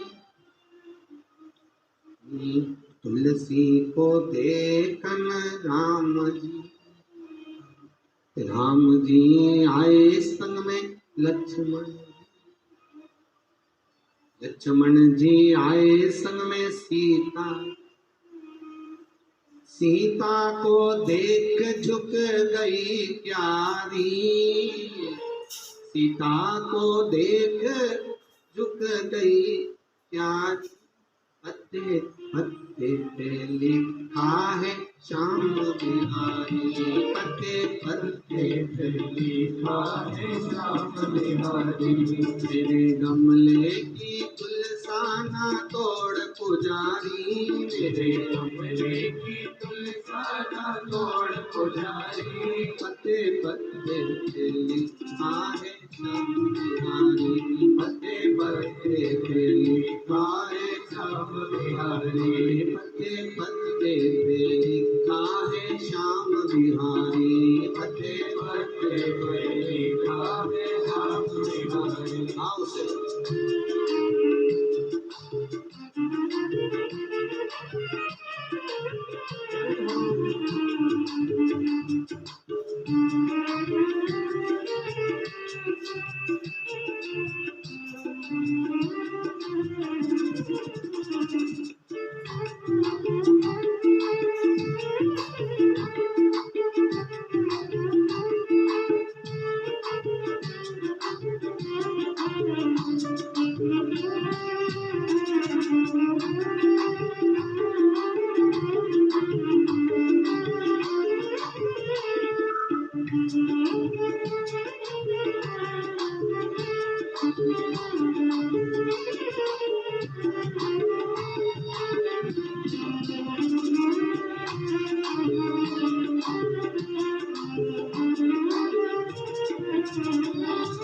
तुलसा को देखन कान्हा जी आए, तुलसा को देखन कान्हा जी आए, कान्हा जी आए संग में राधा को लाए, कान्हा जी आए संग में राधा को लाए, कान्हा जी आए संग में राधा को लाए, कान्हा जी आए संग में राधा को लाए।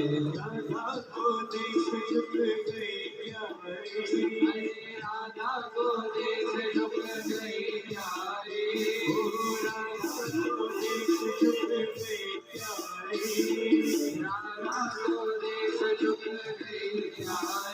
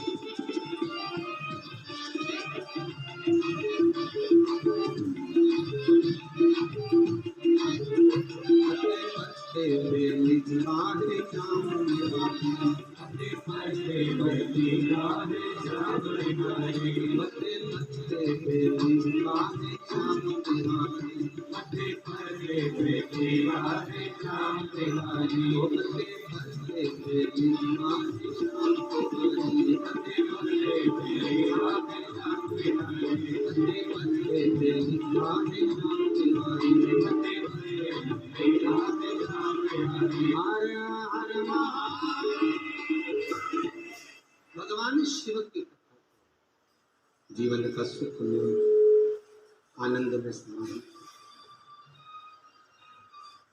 भगवान ने शंकर के नयन जल से एक बूंद नीचे गिरी, जिससे एक बालक उत्पन्न हुआ जिसका नाम था अंधकासुर। अंधकासुर। पार्वती ने उसको गोदी में लिया। माँ को लगा कि भगवान शंकर के द्वारा निर्मित इसलिए मेरा पुत्र। भगवान शिव ने कहा पार्वती इसको समुद्र में फेंक दो, इसको समुद्र में डाल दो। पार्वती जी, प्रभु आपके द्वारा प्रकट हुआ है, मैं इसको समुद्र में कैसे डाल सकता? आप ही का तो पुत्र है। भगवान कहते हैं नहीं पार्वती,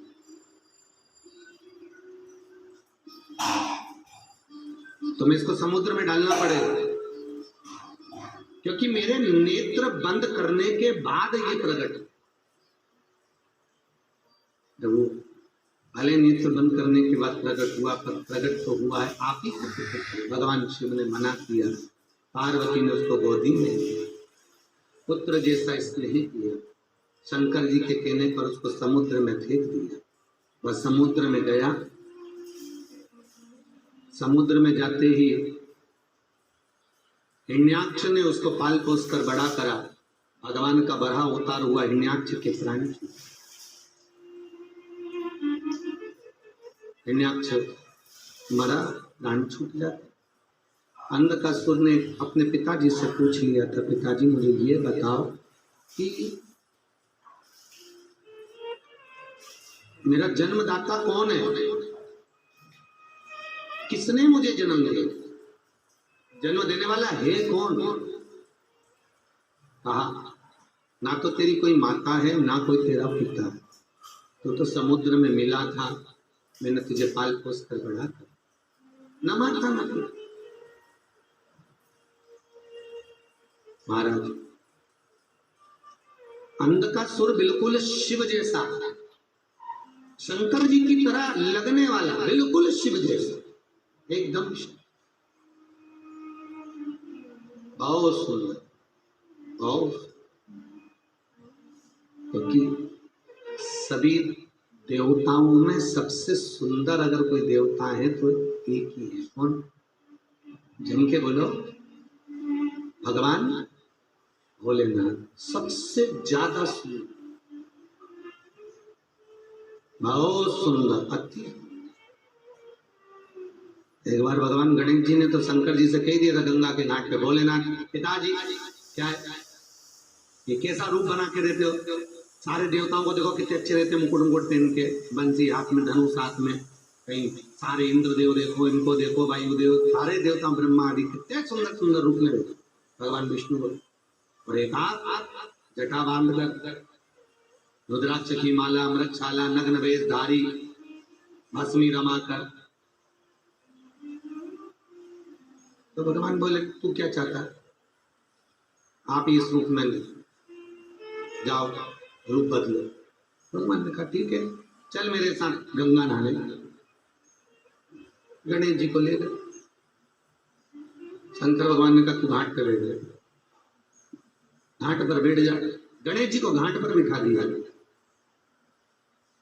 और घाट पर बिठाकर गणेश जी महाराज को भगवान भूत भावन शिव शंकर मेरा कैलाशी नहाने के लिए गंगा में।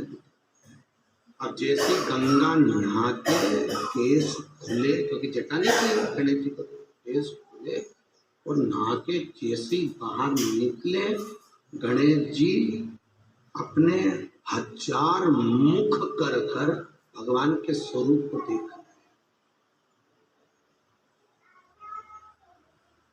भगवान बोले इस स्वरूप का दर्शन कभी किसी ने नहीं किया, मांग, तुझे क्या चाहिए मांग ले। गणेश जी बोले पहले वचन दो, जो मांगूंगा देना पड़ेगा। हाँ दे दो, पक्का, बिल्कुल मांग लो। तो गणेश जी बोले जैसे थे वैसे बोले। भगवान पूछे क्यों? गणेश जी बोले मेरी माँ से ज्यादा सुंदर मैं किसी को देख नहीं सकता, मैं मेरी माँ से ज्यादा सुंदर नहीं देख सकता। ये जो लक्ष्मी जी की शादी भगवान विष्णु से हुई है, लक्ष्मी जी की जो माँ थी ख्याति देवी, नारायण की सासू जी है, तो और लक्ष्मी जी के जितने बहन भाई थे, ज्येष्ठा देवी, भाई दाता, विधाता, ये लक्ष्मी जी जितने बहन भाई हैं, तो लक्ष्मी जी की जो माँ थी ख्याति देवी, ये भगवान विष्णु के साथ लक्ष्मी को ब्याहना ही नहीं चाहती। ये तो अपनी बेटी का ब्याह शंकर को करना चाहती थी, क्योंकि शंकर सुंदर इतने, सृष्टि के कर्ता धर्ता सब शिव, तो शंकर की पूजन करती थी, शंकर को बेटी ब्याहूंगी। कह दिया एक दिन ख्याति देवी ने, भोलेनाथ मेरी बेटी लक्ष्मी का ब्याह आपके साथ करूँ। शंकर भगवान ने कहा मैं अभी जवाब नहीं दे सकता। नेत्र बंद करके शिव जी बैठे थे, इतने भगवान विष्णु आ, नारायण ने पूछा क्या बात है, भगवान विष्णु, शंकर ने पूछा कैसे आना होगा। भगवान विष्णु बोले प्रभु हम लक्ष्मी जी को अधिक प्रेम करते हैं, तो लक्ष्मी जी से ब्याह हमारा होना चाहिए। शंकर भगवान बोले हम वैसे भी नहीं करना चाहते, ठीक हम तुम्हारा ब्याह करा देंगे। और वो ख्याति देवी तो तुम्हें देना चाहती लक्ष्मी, तो क्या हम लक्ष्मी को ख्याति देवी से कहते तुम्हें देंगे। माँ ख्याति देवी लक्ष्मी को शंकर को दे रही है, शंकर भगवान ने मना करा। नारायण को लेकर ख्याति देवी के घर पर पहुंचे, आप लक्ष्मी का विवाह नारायण के साथ, तो फिर मेरी बेटी को तो मैं आपकी सेवा में देना चाहती हूँ। शंकर भगवान कहते चिंता मत करो, तुम विवाह लक्ष्मी का नारायण के साथ में करो, मैं लक्ष्मी को वर प्रदान करता हूं। लक्ष्मी आपसे मैंने विवाह नहीं किया, पर पार्वती के नयन अश्रु से, नयन से, पार्वती के नयन अश्रु से बेलपत्री का पेड़ उत्पन्न हो। लक्ष्मी सुबह से शाम तक तुम उस वृक्ष के नीचे झाड़ू लगाती मिलना, मैं जब भी आऊं। आज भी नियम है, बेलपत्री के पेड़ के नीचे लक्ष्मी का निवास होता है, इसलिए दुनिया के लोग सोमवार के दिन माता लक्ष्मी के लिए बेलपत्री के पेड़ के नीचे घी का दिया लगाते हैं, तो उनके घर में कभी संपदा की कमी नहीं होती है, कभी संपदा बढ़ती है, संपदा बढ़ती है, बड़े आप बेलपत्री के पेड़ के नीचे बेल,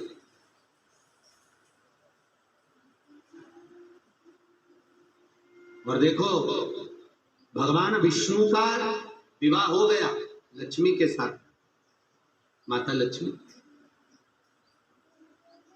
और जब जब माता लक्ष्मी के जीवन में दुख आया, तब तब माता लक्ष्मी भगवान शंकर की शरण में गई। जब जब जिंदगी में दुख उठाइए शास्त्र, भगवान विष्णु को तो श्राप लगा था कि तुम्हारे घर में औलाद नहीं हो, और एक दिन लक्ष्मी जी ने कह दिया था नारायण शब्दों मेरी सत्ता है। भगवान के काय की सत्ता तेरी, तो खुद अपूर्ण है। लक्ष्मी जी कहती है मैं और अपूर्ण। हाँ, लक्ष्मी जी रोती रोती सरस्वती के पास गई। माता सरस्वती ने पूछा क्या बात है, लक्ष्मी क्यों रो रही है? कि मेरे पति ने मुझे अपूर्ण कहा है, मेरे पति ने मुझे आज अपूर्ण बोला।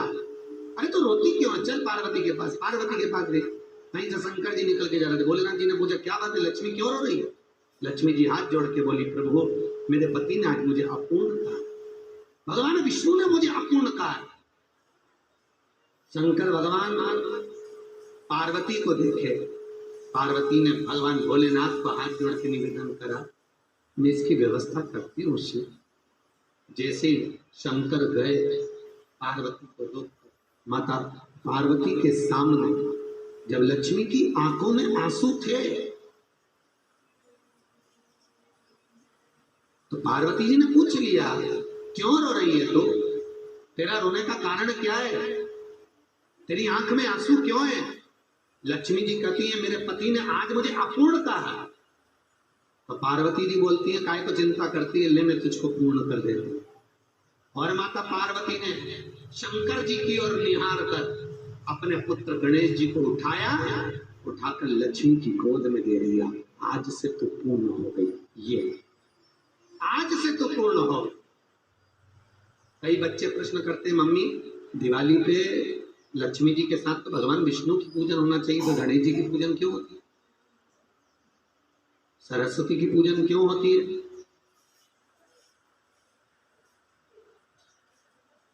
गणेश जी की पूजन होना चाहिए, फिर सरस्वती और इस गणेश के साथ में लक्ष्मी की पूजन क्यों?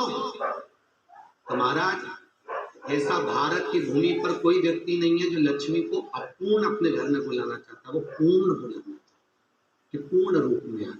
तो लक्ष्मी दिवाली के दिन अगर नारायण के साथ पूजाती है तो वह अपूर्णता के भाव में रहती है, और गणेश के साथ पूजाती है तो पूर्णता के भाव में रहती है। इसलिए दीपावली के दिन लक्ष्मी और गणेश की पूजा।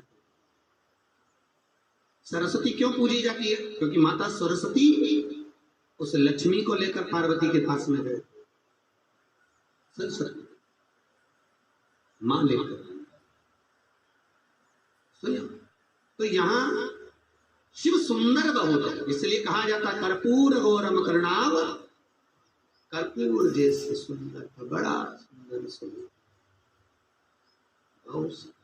भगवान तो रूप ही नहीं रखते ज्यादा, इसलिए वो ज्यादा प्रपंच में नहीं पड़ते। भगवान कृष्ण तो स्वयं कहते शंकर जी से, आपका इतना सुंदर स्वरूप आप बना कर आओगे तो शायद दुनिया के लोग हमको ही भूल जाएंगे, इसलिए निवेदन है तुम तो जटा मटा सब भस्मी मस्मी रमा के शंकर जी सब लपेटा लपेट,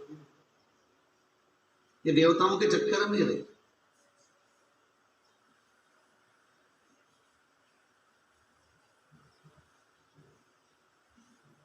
सास और बहू दोनों में सुंदर होती है सास, वो तो बहू ज्यादा सुंदर दिखे इसलिए डोकरी तैयार नहीं होती, सत्य बात, इसलिए तैयार नहीं होती, कहती है ठीक है क्या करे तैयार होता है। और जिसमें बहू तो पार्लर में जाकर तैयार होती है, और सास ऊंचे ऊंचाए बाल में कंघा पहले जरा सी नाली निकाल के उसे लगाना भी नहीं है, बापड़ी के लिपस्टिक के ऐसा चुपड़ चुपड़ों के आंख में काजल वाजल लगा के जोड़ा मुड़ा बांध के और रखी रखाई साड़ी के पहन के जो डोकरी बाहर निकले करवा चौथ या 30 त्योहार पे, तो बहू की तो जान चल जाए, डोकरी के तो देर कई लग रही। Gold is gold. ओ भले 1 घंटा तैयार हुई है पार्लर में, पर सास सास घर का बुजुर्ग है, अपने ठीक है। अब अवस्था ढलते ढलते लोग भी सोच लेते हैं अब कहीं करना रहे पहनने तो छोड़, इसलिए ये पहनते नहीं, जो डोकरा उन चाहे तो अभी फेटा बेटा बांध के काजल इत्र मित्र लगा के जो निकल जाए तो छोरा उनके नहीं गिने, डोकरा क्या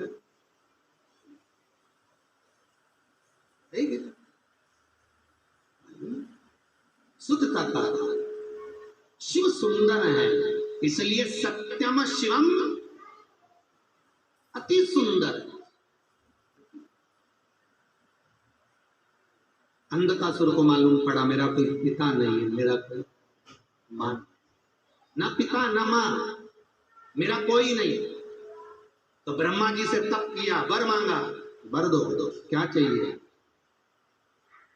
मैं मरूं ना, मेरे प्राण ना छूटे, मैं मरना नहीं चाहता, मेरे प्राण ना छूटे। ऐसे सभी है, जितने भी लोग हैं ना ये जिंदगी जी रहा है तो यही सोच के जी रहा, अपन तो कभी मरेंगे ही नहीं। अलमारी में और कपड़े जोड़ जोड़ के रख, फ्रिज कूलर वॉशिंग मशीन बंगला गाड़ी एसी डनलफ का कट्टा, ठंड लगे तो हीटर, कमरे में सारा सुख चाहिए, और इस अंदाजे से जी रहा अपन तो कभी मरेंगे। और एक आध दिन वही गया, वही अपना बीआई जी 4 व्हीलर पे ब्लैक कलर की स्कॉर्पियो,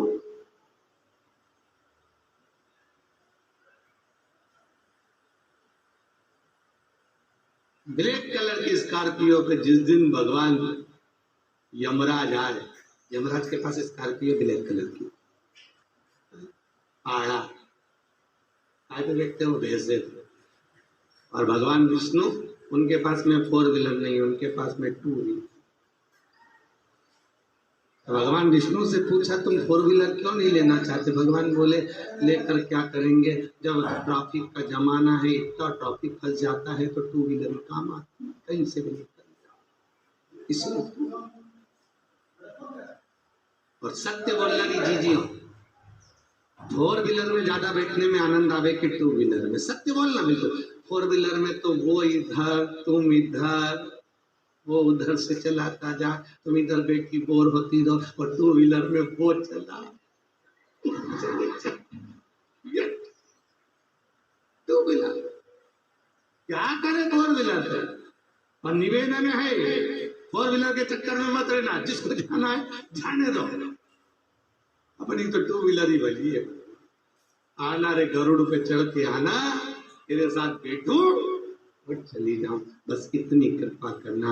एकादशी की मृत्यु दीजिए, द्वादशी को दाग, वृंदावन की लकड़ी दीजिए दोनों हाथ, ऐसी कृपा करना।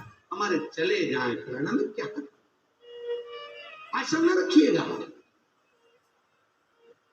फिर निवेदन है, जो अच्छे अच्छे वस्त्र रखे सबको पहन लो जीजियों, कोई भरोसा जिंदगी का नहीं, का प्राण छूट जाए, सारी की सारी साड़ियां ऐसी धरी की धरी है।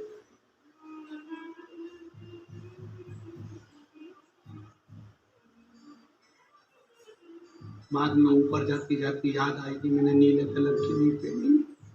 यमराज से कहेगी एक बार फिर से छोड़ दे, यमराज के चल रही कि अभी मौका, जिंदगी मस्त जीवन, खूब आनंद में। सामान 100 वर्ष का भरा हुआ है घर के अंदर, खराब नहीं होगा। और पल भर की खबर नहीं, पल भर की खबर नहीं है, सामान 100 वर्ष। बहुत भजन भी करो, स्मरण भी करो, चित्तवृत्ति आनंद में। फिर वही बात आ गई, क्या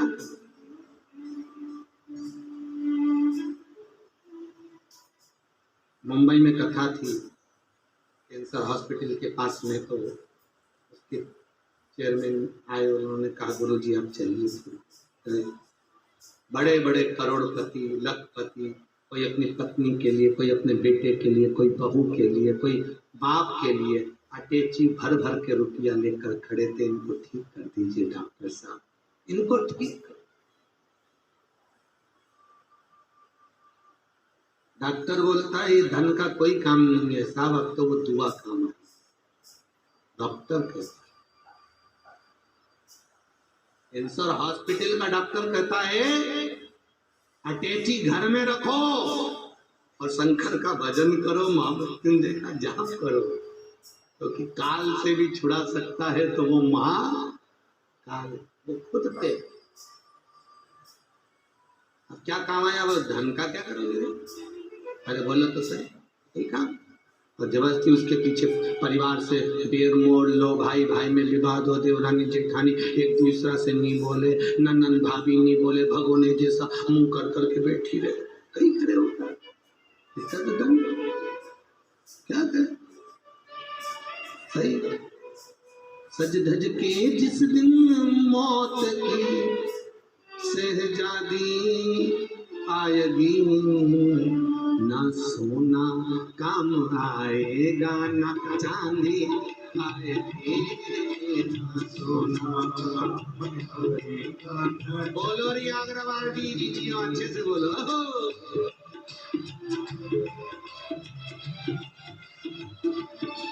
सज धज के जिस दिन मौत की शहजादी आएगी, सज के जिस दिन मौत की शहजादी आएगी, ना सोना काम आएगा, ना चांदी आएगी, ना सोना काम आएगा, ना चांदी आएगी।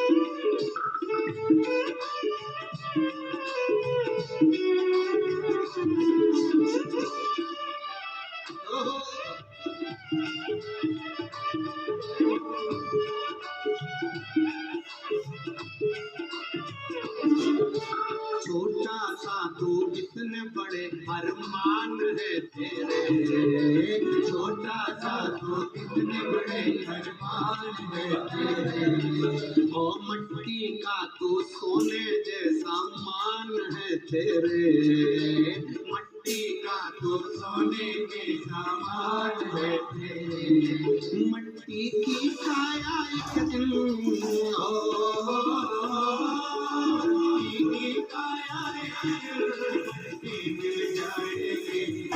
ना सोना काम आएगा ना चांदी आएगी, ना सोना काम आएगा ना चांदी आएगी, सज धज के जिस दिन मौत की हो, सज धज के जिस दिन मौत की ना सोना काम आएगा ना चांदी, ना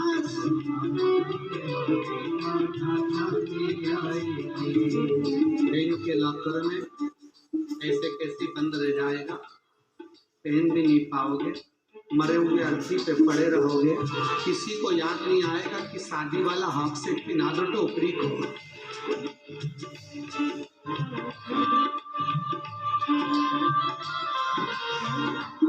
सबसे हल्की साड़ी जो किसी काम की नहीं होगी, जो अच्छी अच्छी रहती है वो तो आप बहू और बेटों को दे देते हो या अपने लिए रख लेते हो, हल्की भागवत जी को दे देते हो, उसी वही हल्की जो भागवत को दी वही बहू वही हल्की देगी, अच्छी कौन देगा? अरे बोलो तो सही, कौन देगा? भले तुम कितने अच्छे अच्छे सूट तुम्हारी अलमारी में रखे हो, कोट सूट सब भले रखो,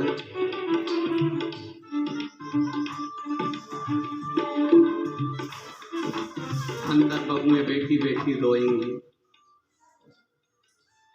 एक बहू अपने पति से कहेगी अम्मा रात से मरी है, भूख लग रही, समोसा ला दो, मेरा बीपी ऊंचा नीचा हो रहा। पति बोल रहा लोग क्या कहेंगे?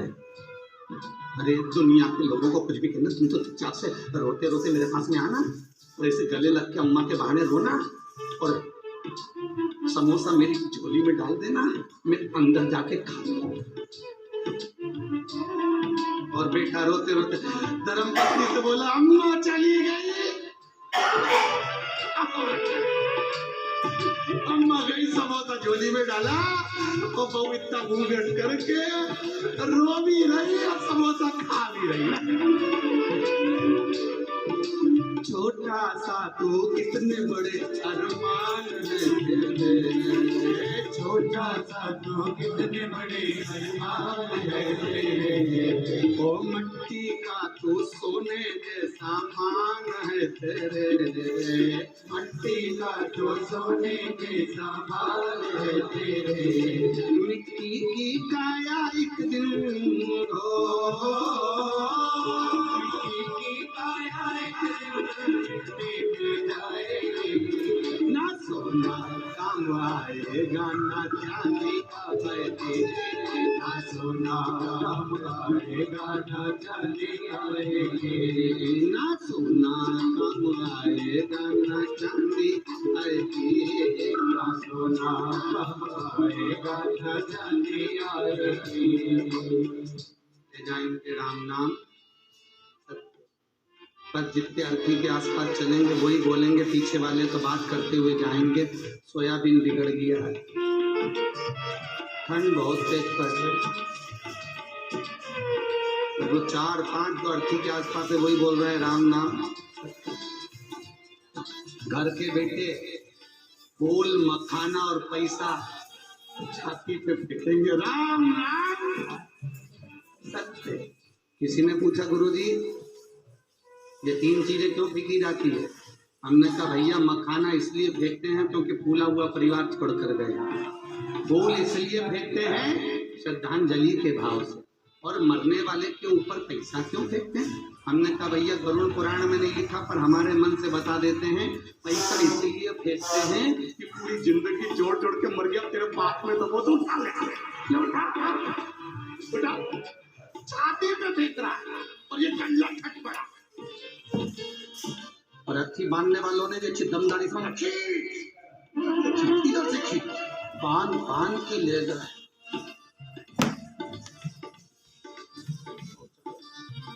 लगाया आग लगाई, 8-10 मिनट बैठे, घर आए, पड़ोसियों के यहाँ से पूरी सब्जी आ गई, खा पी के डोकरी के भूल गए। जो इतनी सारी जिंदगी निकालती पूरा जीवन इतना जोड़ जोड़ के मरी, कोई याद नहीं धरेगा जी। आखिरी में इतना बड़ा फोटो टंगेगा और उसमें भी स्माइल देती हुई मिलेगी, और प्लास्टिक के फूल की माला टंगी रहेगी। कंडा जला के लोग घी शक्कर छोड़ेंगे और डोकरी को सोचेंगे कि मिल रहा होगा। डोकरी भी सोचेगी भूखा मार दिया, घी शक्कर खिला रही, कभी रोटी में घी लगा के नहीं खिलाया। 10 दिन पूरे हो जाएंगे, 12वें का दिन होगा, खीर इमरती भजिया पकौड़ा सब बनेगा। पंडितों को बुला कर खिलाएंगे। पंडित जी हमारी सास को गुलाब जामुन अच्छी लगती थी, एक और ले लो। ऊपर से सास सोचेगी भारे तो कभी नहीं खिलाई, और उन्हें पंडित के ठुस आ रही। कहा